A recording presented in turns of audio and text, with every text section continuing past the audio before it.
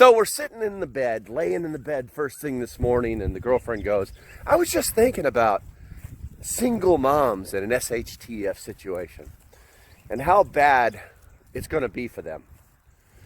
And I was like, well, I've never been that. I've never been a single mom.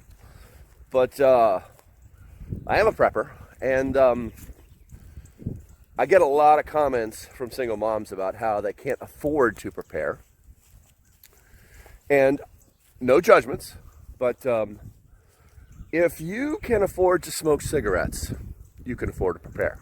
If you can afford to drink alcohol, then you can afford to prepare.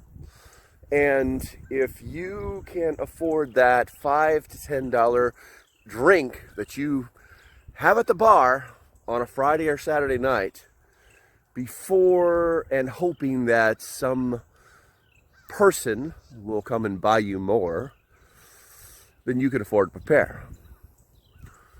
One drink, anywhere from 3 to 4, maybe even 5 cans of food.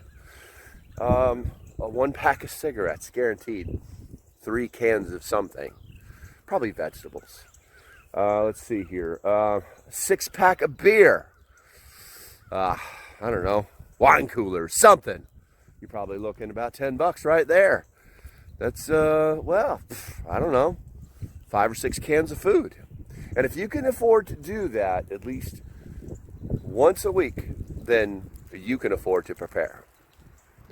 No judgments, none whatsoever, just stating facts. Until the next time, stay safe, have a great day, and I'll see you when I see you. And prepare.